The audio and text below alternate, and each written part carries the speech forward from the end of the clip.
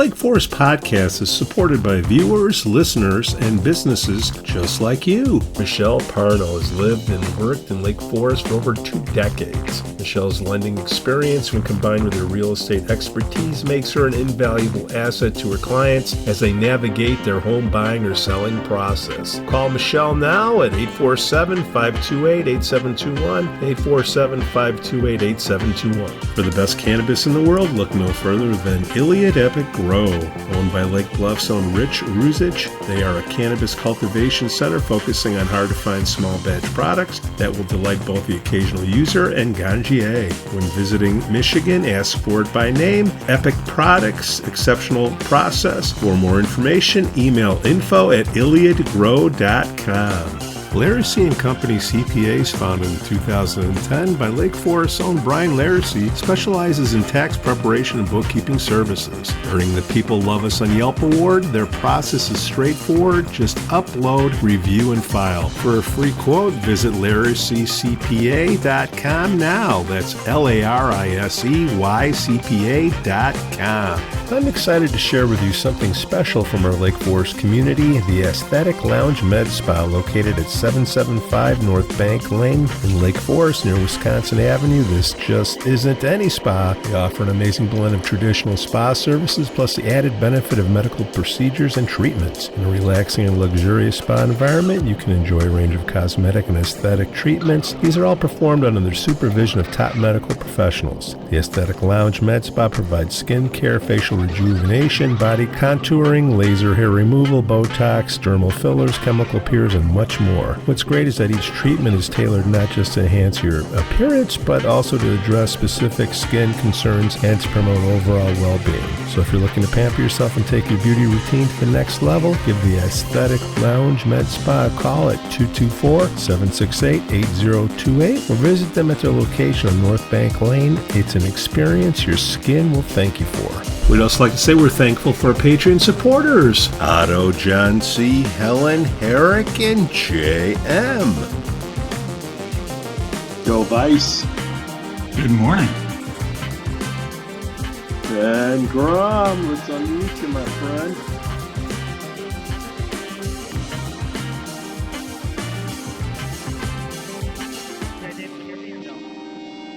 Speak up. Can you hear me? Better. Better? All right. Sorry, I tested this out yesterday, and it was a beautiful day, and it worked great. And I got here today, and we got like 35-mile-an-hour winds and like a tornado in the background. So, No, you're fine, man. Just keep it close. All right, awesome.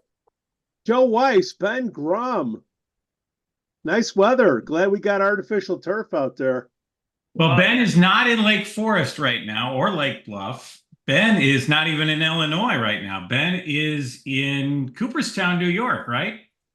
Absolutely. I'm out here in Cooperstown, New York with the Lake Bluff 12U team, coaching them. If you've never been here, it is the mecca of Little League baseball. One of the coolest places I've ever been when it comes to baseball. Where the Baseball Hall of Fame is, so we got to go see and do all that yesterday, and just playing a ton of baseball out here, and the kids are loving it. So it's been a great experience. So Lake Bluff is in the World Series, or what are they doing out there? No, this is just a tournament. Basically, any team can sign up, and it's been a historical thing for Lake Bluff baseball to come to Cooperstown. Our 12U team always comes out here and participates in a week-long tournament against really the best of the best baseball teams across the nation. And, we don't typically do great, but it really gets our players in there, and we get to see what really, really competitive baseball looks like. And we hold our own. We usually win a few games, and we lose a bunch, but the experience they set up for the kids is so great. I mean, they literally feel like they're walking on to a major league field. The way the umps are dressed, the way the field's prepped. I mean, you get chills every time you walk onto one of these fields to play a game because they just have it. They want these kids to feel like they're in the big leagues, and they really do a great job of that. Well, good for you, Ben, man. That's awesome. Go Lake Bluff. So Joe Weiss, what do we got here with Ben Grum? What's he trying to do?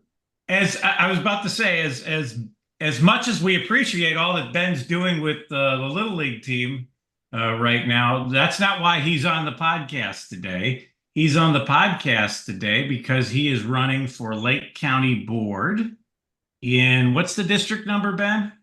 13. District 13 in Lake County, which does not include the city of Lake Forest, but it's Lake Bluff, a little bit of North Chicago, a little bit of Libertyville, and then up to like Eastern Gurnee. Did I get it right?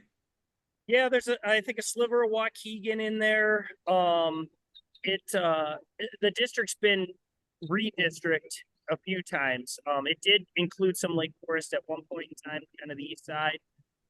But since then it's been redistricted.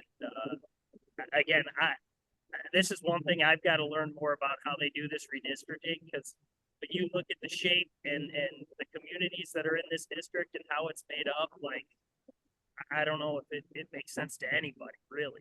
Well, when you learn about it, hear the explanation. When you learn about it, please tell us, because I've been in politics 30 years and I still can't figure out how they do redistricting. I was going to say, I looked up District 13, and the only place I could find it was in a high school textbook about gerrymandering. That's all I could find. Yeah. So you are running against Sandy Hart, who's a Democrat. You're the Republican candidate. Sandy Hart, in addition to her county board seat that you're running against, she is also the chairperson of the Lake County Board, because in Lake County, the chair is elected amongst the county board. So if you win, not only is she no longer a county board member, she's also no longer the county board chair. So, let's talk a little bit about you first. And obviously you coach Little League. You're also a lot of people in Lake Forest know you because you're a commander in the Lake Forest Police Department, right? And you used to be the school resource officer at Lake Forest High School. So a lot of Lake Forest High School students, I don't know when you were there at the high school, you can tell us, but I know a lot of folks in Lake Forest know you as a result of those two jobs. So I long history in Lake Forest. I started right out of high school at 18 as a dispatcher and a community service officer. I went around and wrote parking tickets and didn't gain a lot of friends doing that. Just the opposite. I think there's a lot of people that were not a big fan of me because I was pretty effective at my job. Then while I was doing that, the school or the city offered me the opportunity to go to school and got a associate's degree in fire science management. I was supposed to follow in my father's footsteps and be a fireman. And somewhere along the line, kind of turned to what he considers the dark side and went the law enforcement route. Got hired as a cop. Went and got a bachelor's and a master's degree at North Park in business administration. Spent just shy of 8 years at Lake Forest High School as school resource officer, which is by far my favorite job I've ever had in my entire life. Being around kids and the optimism they have on life and the places they want to go and the colleges they're going to get into, and talking to them and working through their struggles and putting them on the right path to succeed in whatever they want to do was by far one of the coolest opportunities I've ever had. When they offered me the promotion at Lake Forest to come back to the road, I sat in the chief's office, and he'll attest to this, and argued with him, trying to turn the promotion down to stay at the school because it was just an awesome experience. And he basically gave me the ultimatum of, I can come out of the school and be a patrolman and go back to driving a squad car around, or I can come out of the school and be a boss and be in charge of the police officer driving squad cars around. And so given those options, I took the sergeant's job. And then, as you guys know, law enforcement has been just up for grabs lately, and retirements are high and morale is down. And so became a sergeant, and before I knew it, all my bosses were retiring, and like a year and a half later, they shoulder tapped me and they said, "Hey, you're going to be a commander now." So Currently, I'm in charge of afternoon shift, so that's 3 in the afternoon till 11 o'clock at night. Got a handful of officers and community service officers that work under me. Having a great time doing it. You know, like I said, we have a lot of young officers, and we're training them up and you know, trying to get them to where we need them to be successful in Lake Forest. And I'm hoping that, you know, the hiring issue is going to start to straighten out. You know, we're going to be full staffed here in the county and everywhere else that's struggling hiring police officers. And I think we got a great crew of administrators here in Lake Forest to do that. And I think we're gonna get that problem. You know, we're going to be well ahead of the rest of the communities around us in terms of that stuff. So you never wanted to learn how to career. cook? You never wanted to learn how to cook? Have I ever learned how to cook? That's why you're not a fireman. It's a fireman joke. I know. And actually, the funny part is I've got a guy that works for me on afternoon shift now who I would put against any fireman ever. I mean, he's, as far as I'm concerned, I think he's Michelin rated. I mean, it's the stuff he can make is insane. So we're giving the firemen a run for their money there a little. Well, we're always looking for new restaurants here in Lake Forest, so maybe he can open one, right? or recliner testers. You know, don't even go with the Dunkin' Donut jokes, Pete. Yeah, don't even. And I'm leaving the fireman stuff alone. You know, again, my dad was one. I can't start a civil war in the family here. We love all the first responders here. So absolutely, you're all braver than Pete and me. That's for sure. That's as long as they're first on the east side. So I know we can't talk about specific operations with the city of Lake Forest or the police department. That's not appropriate for you. That's not why you're here. You're here as the candidate. Though certainly your experience with law enforcement and your background with law enforcement lends itself to a lot of the big issues that are confronting the county and, as you mentioned a minute ago, policing in general. So why did you decide to throw your hat in the ring and run for county board? Why would you go from what is a tough but good job to throw yourself to the political wolves out there? Well, I mean, I will keep my job in Lake Forest. I have no intention on leaving if I get this seat. I think it's important to stay full-time active in a career while you're doing it. I get Sandy doesn't because she is the chairwoman, and that's a huge responsibility. And you know, that's a different story. But just being on the board, it's very difficult to keep my job and stay active in the community and then kind of in policing and keep an idea of what's going on out there. So I will continue to do that, even if I'm lucky enough to win this election. Really, I think that law enforcement is greatly underrepresented on these boards. I mean, there are actually laws where law enforcement can't be a part of certain elected roles in the communities and stuff. And I understand the reasoning behind it, but also that really means that these politicians have to step up and listen to our law enforcement community. If we can't actively participate on some of these boards and some of these elected spots, then they really have to take an active role in seeking us out and getting our opinions before they're passing legislation and laws and ordinances that affect us. And they really haven't. The Illinois chiefs of police, the Lake County chiefs of police, they try, and they just fall on deaf ears constantly with all these elected officials. They don't even want to talk to them. Sometimes they'll give them lip service so they can get a picture or something. They're not really gaining any traction. And I get the Lake County board is not a position that's going to drastically change how elected officials pass laws and ordinances that affect the police department. But it's the job that I could take and continue to work in my career.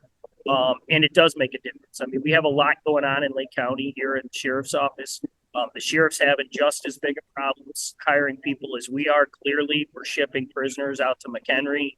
The board is not being helpful with him trying to figure out a contract and figuring out, how we contract with McHenry. I mean, I don't know if you guys followed that at all, but the sheriff went to the board, or is trying to go to the board to get them to approve funding that project, and they're just keep not bringing it or calling it. And so he's basically funding it a different way, kind of back channels. And there's some arguments going on about how that's getting done. General staffing is down. I know one of the big initiatives the county's working on is their 911 center for the county wide, right? So with one 911 center for all of the police and fire stations, or a majority of them in Lake County. And the sheriff will not sign on to that because they're not giving him specifics as to, and I don't blame them.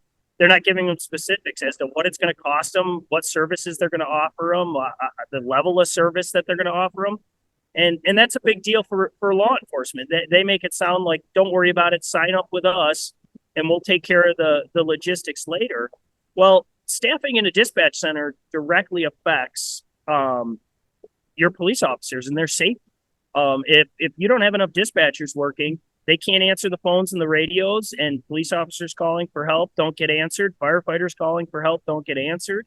It's a big deal. So, attaboy to the sheriff for saying, hey, wait a second, before I sign on to all this, I want to know what it's going to cost, and I'm going to want to know what services they're going to provide. And I want to make sure that my officers are going to be safe. So, you know what, I'm glad he's doing that. And, I haven't seen a resolution of that. And I don't think necessarily all the members of the county board are really taking that seriously.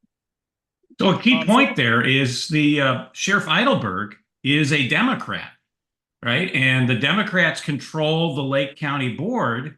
Yet again, we have this thing that I don't even think is really a partisan issue because, other than Eric Reinhardt and Kim Fox, all the Democrat state's attorneys in other parts of the state and the country, or at least the state, are against the Safety Act and some of the soft on crime prosecution stuff. But here we see now a Democratic sheriff who is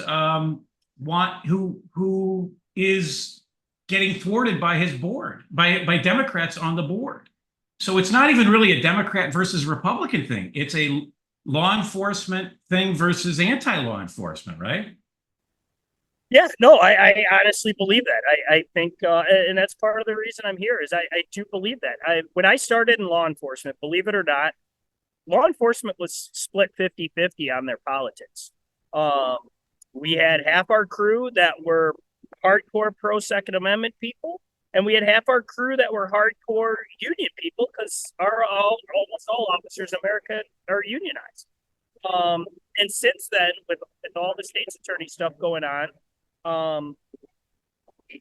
that shift has been really, really hard. And I don't think that the Democrats even care. I think they just write it up as a lost cause. And it's kind of sad, because I think we have a voice, and we deserve to be heard. And I think that's why, we're seeing so many of them switch. I mean, I used to have just really, really good debates with a coworker of mine, Democrat for his whole entire life. And they were good debates. They weren't mean. They weren't angry. They were just ideologically had different opinions.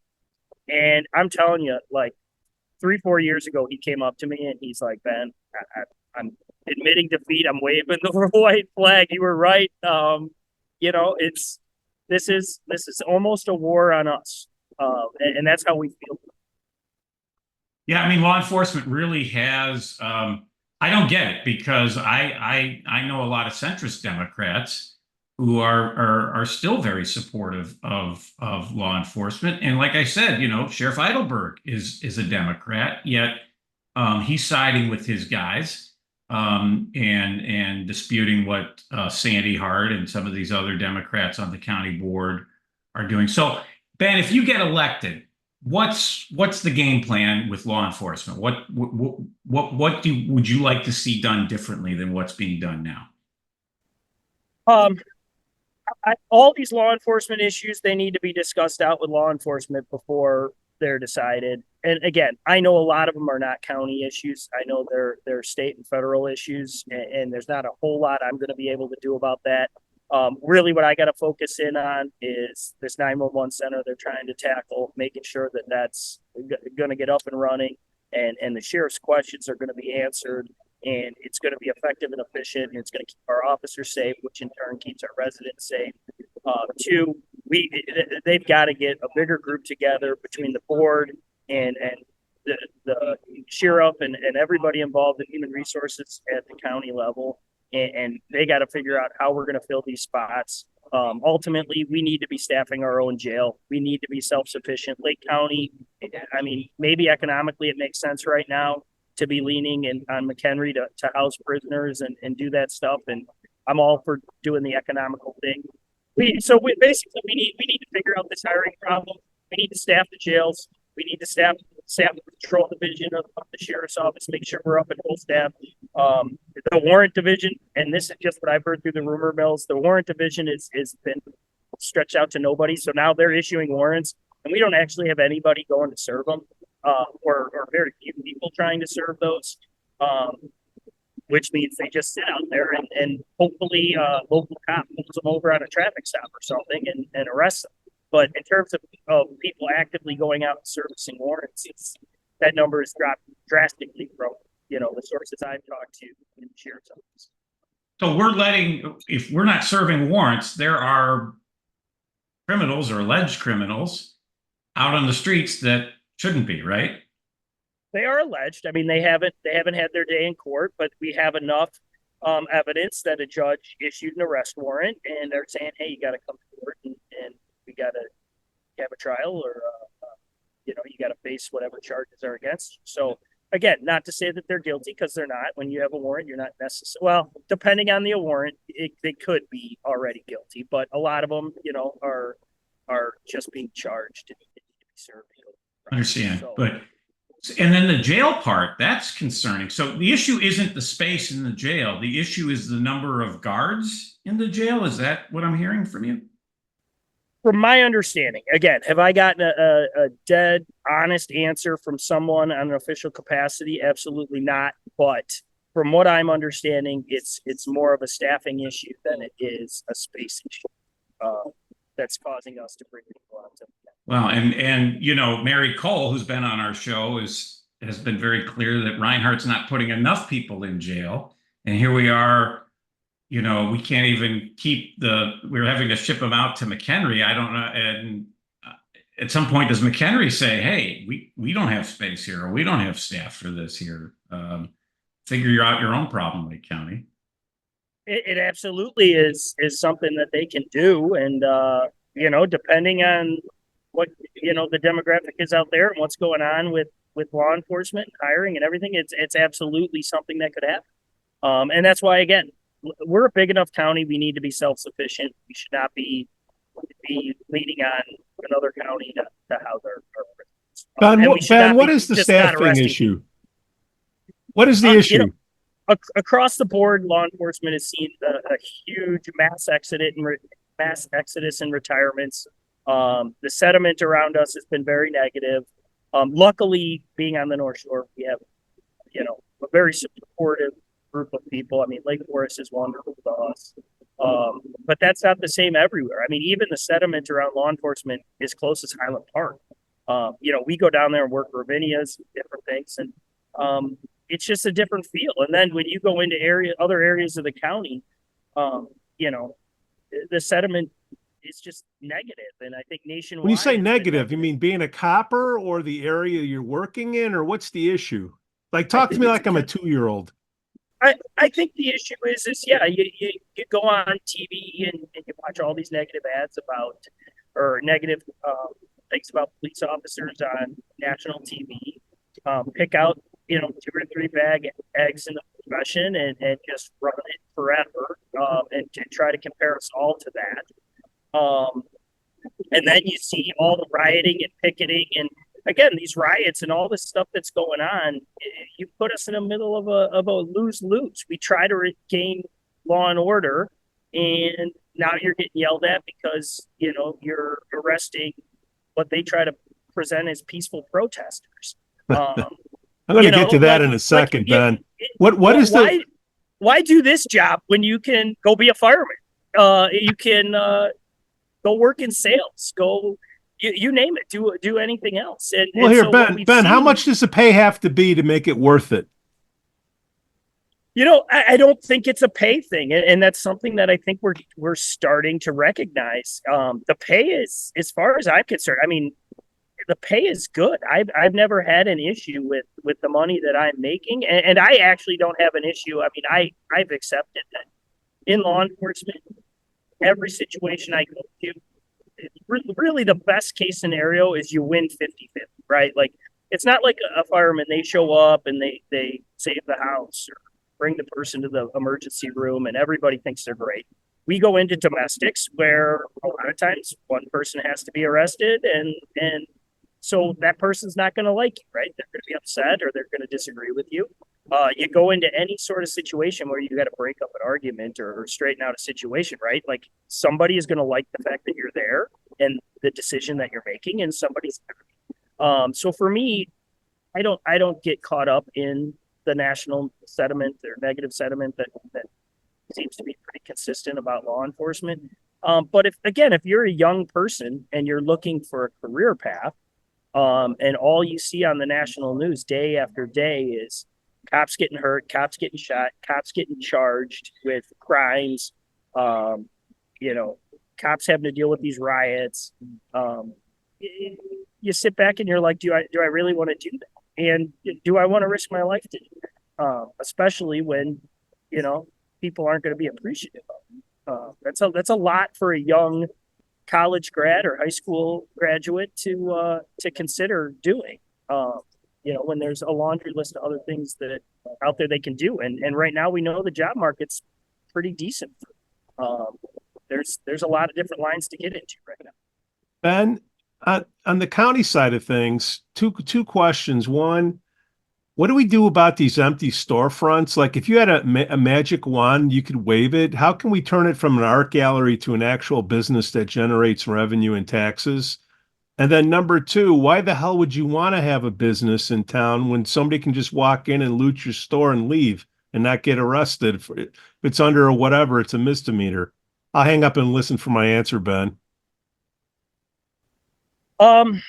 Yeah, I again, safety and security. That's another reason why it's so important. Is right. That's part of what helps people make a decision as to where to open a business or if to open a business, and we need to be able to provide that service at a very high level in order to build the confidence that it's going to take to get these people to decide to open a business or do something that's going to increase tax revenue, which decreases what we have to charge people on their property taxes and stuff. And that's what I'm all about, creating business and making that money through the sales tax and that stuff. And I think we're going to have to look at some incentives because we've got the land, we've got the resources. Really, a lot of our infrastructure is fairly good. And we got to start dragging back some of these businesses that have left, and we've got to find some new opportunities. So, when in the time that Sandy Hart has been the chair of the county board, she has led the county board in, I don't even know the whole total, but we had Andy Dalking on, who's running for county board in Lake Forest a few weeks ago, and he pointed out they have essentially doubled the property tax levy for Lake County, for the portion of the property taxes that go to County of Lake. I think it went from, I'm rounding this here, but I think it went from about 2.5% to 5%. And then they also raised the gas tax, which at the same time that Pritzker and Madigan doubled the Illinois gas tax. So, I mean, people are getting hit by these taxes, and businesses really take the hit, right? So you're coming in there, and you want to do a different approach, right, on taxes than what Sandy Hart and some of these other folks have done? Yeah, I mean, and when you say the gas tax, they raised it, they implemented our county gas tax. They didn't raise it, they implemented it. Which to me is crazy. I mean, the gas tax hits the working class more than any other group of people, right? Let's again, not to go on the offensive here, but let's take Sandy. Drives an electric car. They're very expensive. They're great for you and I to commute and putz around town to work or whatever. But it's not an option for the working class. If you're a landscaper or a snowplow driver, or you work in construction, there are no electric options for you. So you're just stuck paying that gas tax. And electric cars use the road just like everybody else. So really it's disproportionately affecting working class Americans that don't have and can't afford an electric option at this point in time. She can, that's great. I'm all for what we can do to help the environment. I'm not against that. But I think that's probably her drive behind the gas tax. And I just don't think that that's right. And until we have a very economical option for everyone, I just don't think hitting those types of people as hard as this gas tax does is the right answer.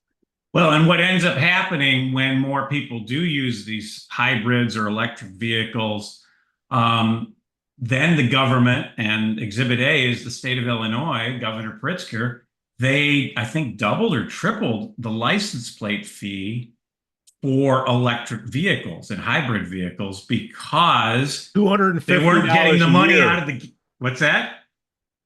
$250 a year.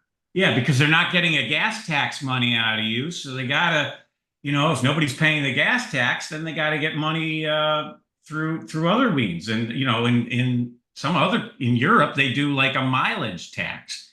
And that's been rumored for some time. So I think, it goes back to, is the issue, the county doesn't really have a revenue problem. It has a spending problem. What are they doing with all this money? I don't see, like I said, they doubled their property taxes. What are we getting out of this? I mean, I don't see anything from Lake County other than I saw them doing broadband internet access for people who couldn't afford it. Okay, that's great, but do you need to double my property taxes for that? I mean, Ben, what's going wrong with Lake County that you want to fix? And that's one of the things that I'm not going to pretend for 1 second to know the answer to everything that's going on the spending side. But what I do know is we need a comprehensive look at all of those things. I mean, I just got a list of services that Lake County offers. The book's like hundreds of pages long.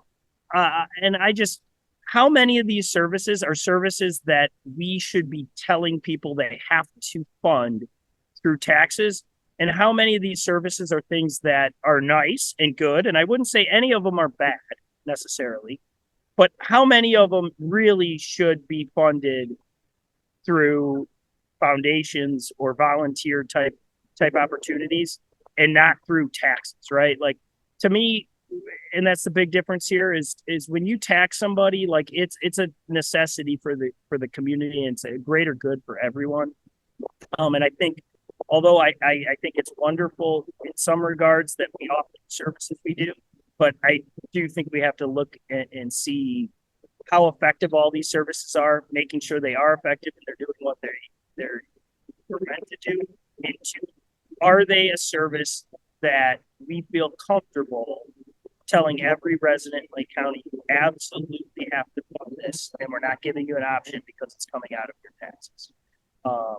I don't know if all of them do. I actually question quite a few of them. So, and the efficiencies of government, I mean, we know that's been a problem forever. I think that's something that, won't go away, and somebody needs to be keeping a check and being a watchdog on how effective and efficient all these different groups in the county are. What's the business with the golf course in Lake Bluff and Sandy Hart? I've heard that she wants to close it, or what's going on with that? I think it's a done deal now. It went to referendum and it lost, and I think everybody's backed off of that issue a little bit. Basically, the issue was they wanted to, it wasn't quote unquote profitable. So rather than continue it as a golf course, they were going to turn it into basically a wetlands. They were going to get some stormwater management money and leases to basically take waters from other places in the county and use it for basically stormwater storage and kind of turn it into a wetland. I think it made a lot of the residents of Lake Bluff angry. We have a lot of golfers. We all know golf is more deals are cut on a golf course than anywhere else. I tell everyone that asks, the biggest mistake I ever made was not taking golfing lessons and becoming proficient. I've lost out many opportunities not being able to go out there. I mean, there are people that have asked me to play golf that probably could have changed the course of my life. That's the two things I told both my sons. You don't have to love golf. You don't have to do it every day, but you will play it and you will be capable of going out and playing 18 holes, because the opportunities that might create in your life are huge. And I like it or not, it's the truth. And for us to be one of the only North Shore communities without a public golf course, I think would have been ridiculous. And when you look at profitability of a public golf course like that, you can't just look at the dollars they're taking in, right? You got to look at your property value. You've got to look at all the other peripheral things that go along with having that space. Personally, I think a golf course is the perfect middle ground. You know, it's not the environmental friendly wetlands, and it's not row homes that are going to, you know, cause a stress on our community. It's beautiful open green space, gives kids the opportunity, adults the opportunity to go out and play golf and learn a sport that really can benefit them long term. So I'm glad it didn't go through. There's some rumors, again, I don't know if this is true or not. And I won't, again, I'm not an expert at everything, and I'm the first to admit when I'm not. There was some rumors like the county wants to expand Waukegan Airport. I mean, there's not rumors. They want to expand Waukegan Airport. And part of the ability to do that is to open up some green space somewhere else. There's like a whole credit system on how it works in green space and floodwaters and all that. So there's some rumors that turning that into green space would have made that project move along a little bit quicker or more efficient, from my understanding. But again, I'm not an expert. I'm not going to pretend to be. What's happening with the scooter? Rick Lesser used to be on our show here, and he brought up a couple times about Sandy Hart and the scooters property at 176 in Waukegan. Do you know? Can you comment on that, or? I know they battled back and forth over some permitting stuff. They battled back and forth over, I think he wanted a liquor license and a gaming license, and you know, they couldn't agree on it. And you know, I'm a little bit confused because it's like, you know, Brodsky's next door has a liquor license and a gaming license. Across the street, you've got Gus's Corner Grill's got a liquor license and a gaming license. Why you would not issue it to this gentleman, I don't 100% understand. Interestingly enough, I announced I was running, and he now has a liquor and gaming license, and you know, that pressure is off of her.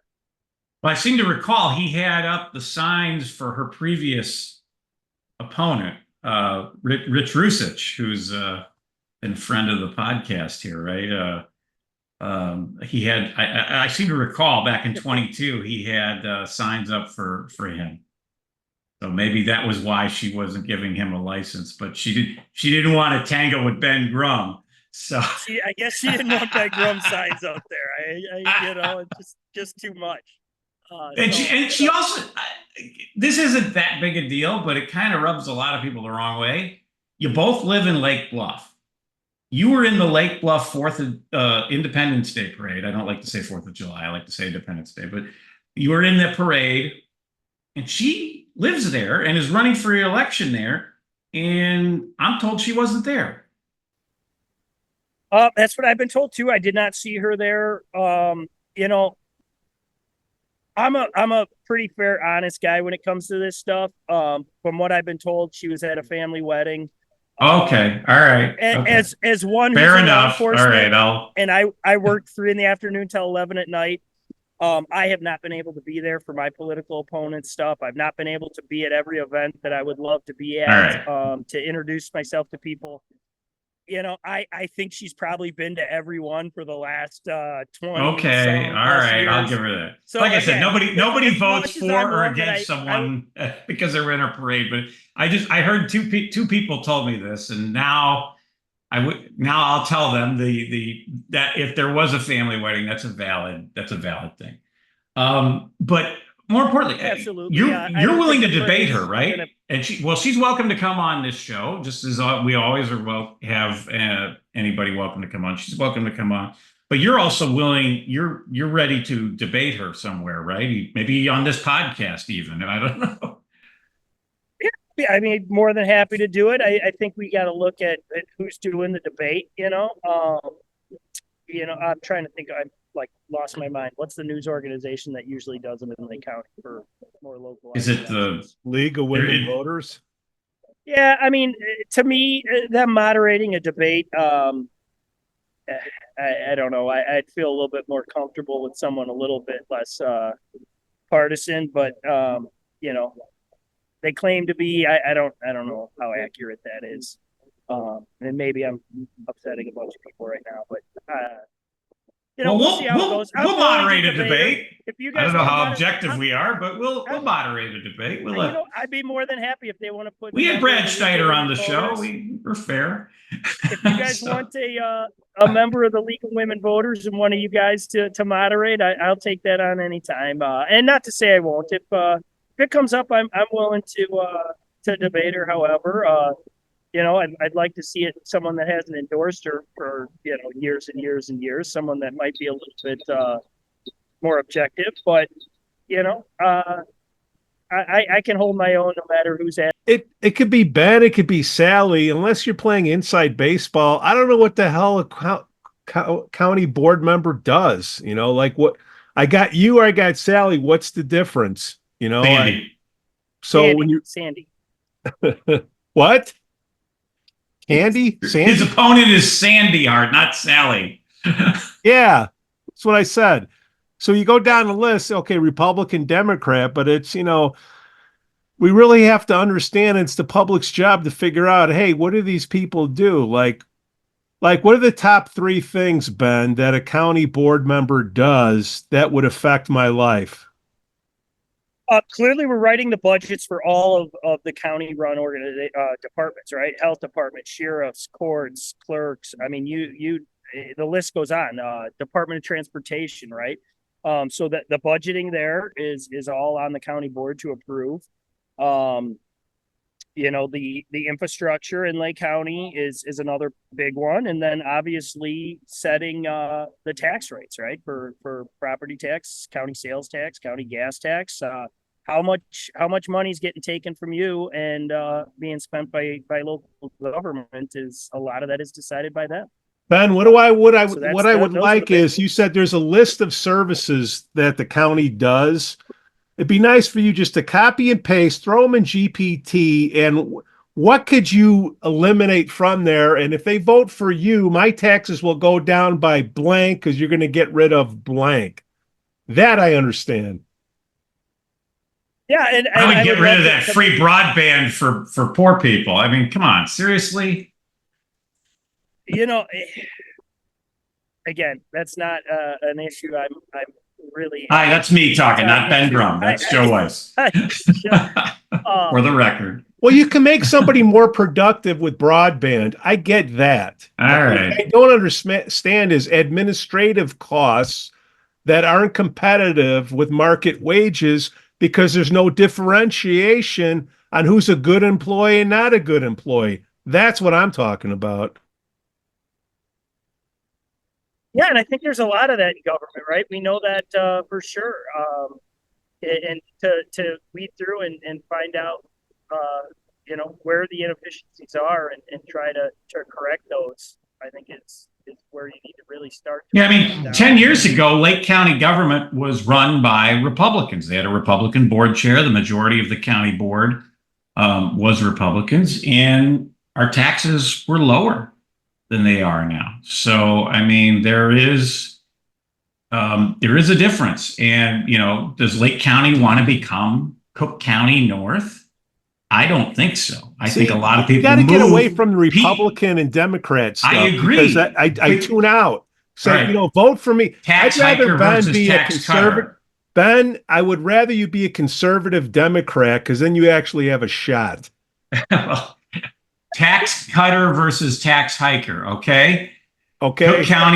Cook County constantly raised taxes. So a lot of people like you and me, Pete, moved from Cook County to Lake County. Now these same people that were raising taxes for years and years in Cook County, their political brethren are taking power here in Lake County, and they're doing the same thing. They're raising taxes. They're becoming soft on crime, like Eric Reinhardt. He's the Lake County version of Kim Fox. I mean, you don't need a party label. We're in Illinois.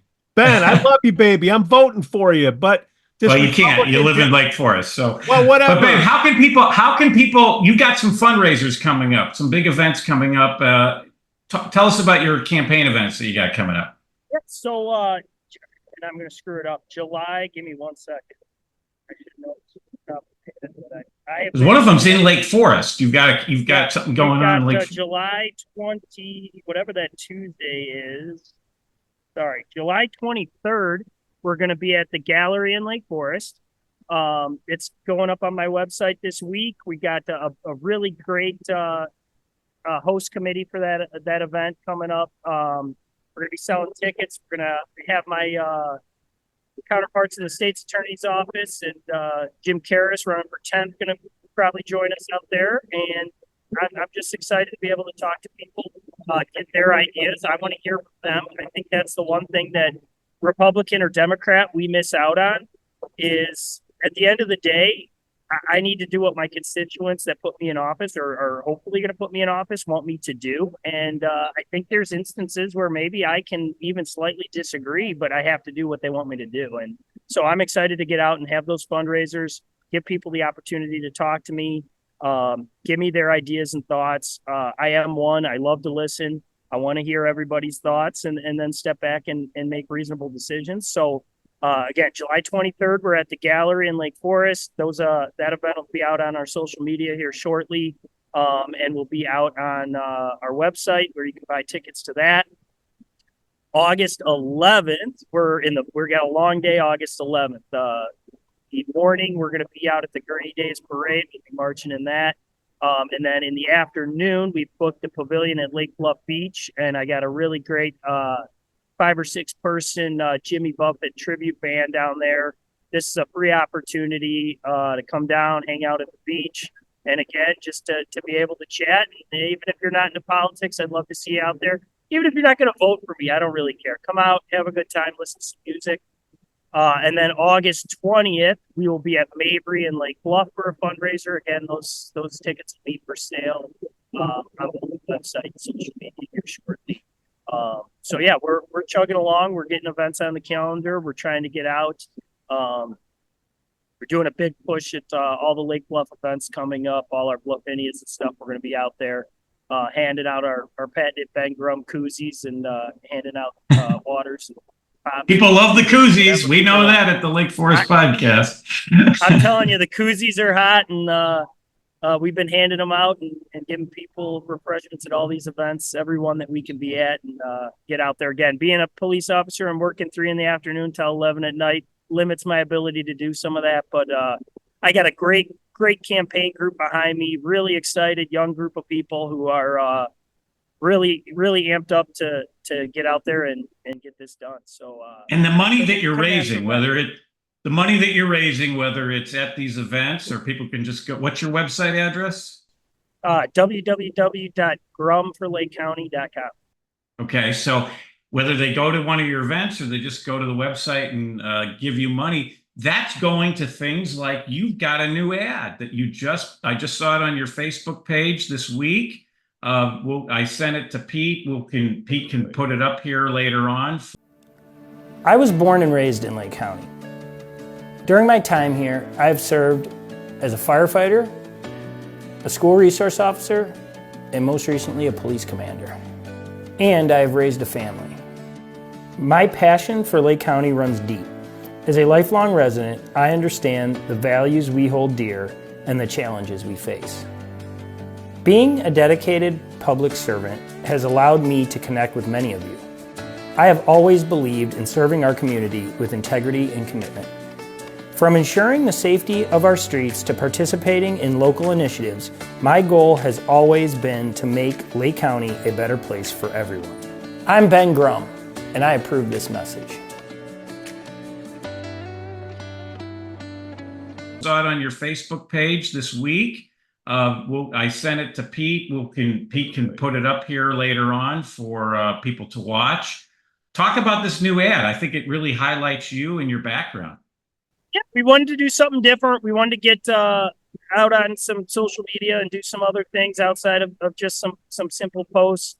Luckily, we were able to hire a local guy from Lake Forest who went through Imagine Media, or not Imagine Media, I'm sorry, went through the media program at Lake Forest High School, Jack Reedy, and he's done a phenomenal job. Look at the ad. I mean, the video work he did, the scripting, it's great. It's awesome. I love the fact that I can use a local kid to do that kind of work. And we've got some more coming up. We've contracted with him to do some more. And the first one is more of just an introduction piece than anything else.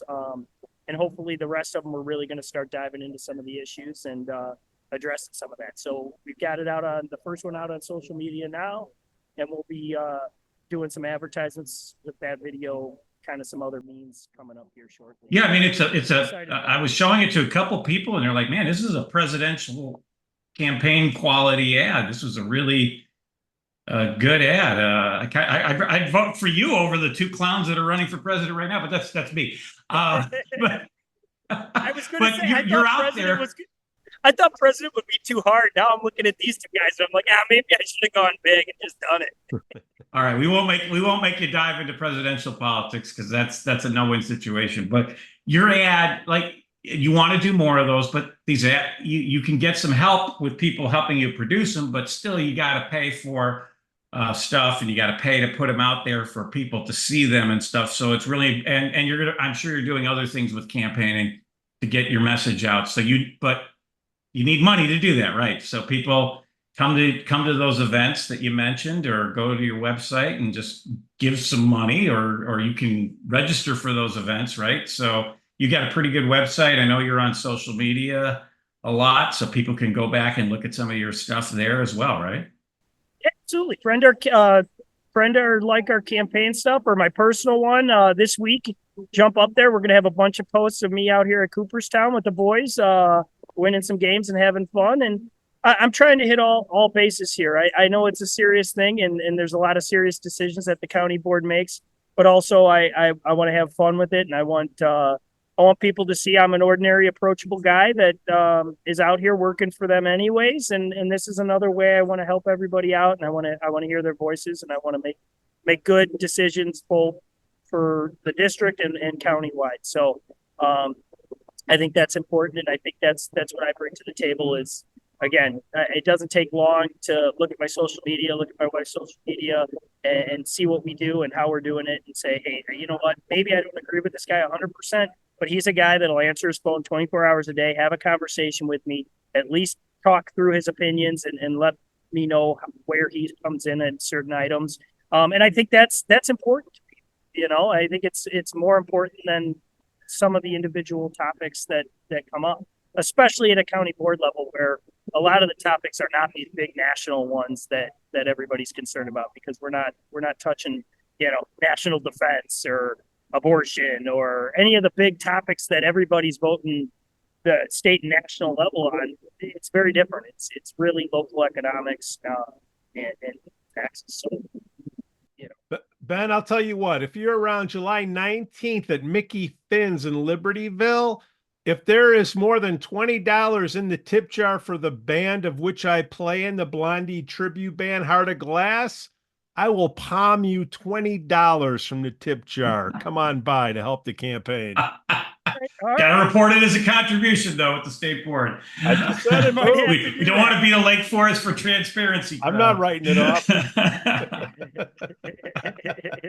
Ben Grum, thank you so much for coming on the Lake Forest. Thanks, Ben. Enjoy the rest of your time there. Good luck with the games and good luck with the campaign. Thank you, guys. Have a good one. All righty, Thanks, Ben. over and out. All right. The Lake Forest Podcast is supported by viewers, listeners, and businesses just like you. Michelle Parno has lived and worked in Lake Forest for over 2 decades. Michelle's lending experience, when combined with her real estate expertise, makes her an invaluable asset to her clients as they navigate their home buying or selling process. Call Michelle now at 847-528-8721, 847-528-8721. For the best cannabis in the world, look no further than Iliad Epic Grow. Owned by Lake Bluff's own Rich Ruzich, they are a cannabis cultivation center focusing on hard-to-find small batch products that will delight both the occasional user and ganjier. When visiting Michigan, ask for it by name. Epic Products, exceptional process. For more information, email info@iliadgrow.com. Laracy & Company CPAs, founded in 2010 by Lake Forest's own Brian Laracy, specializes in tax preparation and bookkeeping services. Earning the People Love Us on Yelp award, their process is straightforward. Just upload, review, and file. For a free quote, visit LaracyCPA.com now. That's LARISEYCPA.com. I'm excited to share with you something special from our Lake Forest community, the Aesthetic Lounge Med Spa, located at 775 North Bank Lane in Lake Forest near Wisconsin Avenue. This just isn't any spa. They offer an amazing blend of traditional spa services plus the added benefit of medical procedures and treatments. In a relaxing and luxurious spa environment, you can enjoy a range of cosmetic and aesthetic treatments. These are all performed under the supervision of top medical professionals. The Aesthetic Lounge Med Spa provides skin care, facial rejuvenation, body contouring, laser hair removal, Botox, dermal fillers, chemical peels, and much more. What's great is that each treatment is tailored not just to enhance your appearance, but also to address specific skin concerns and to promote overall well-being. So if you're looking to pamper yourself and take your beauty routine to the next level, give the Aesthetic Lounge Med Spa a call at 224-768-8028 or visit them at their location on North Bank Lane. It's an experience your skin will thank you for. We'd also like to say we're thankful for our Patreon supporters, Otto, John C., Helen, Herrick, and J.M.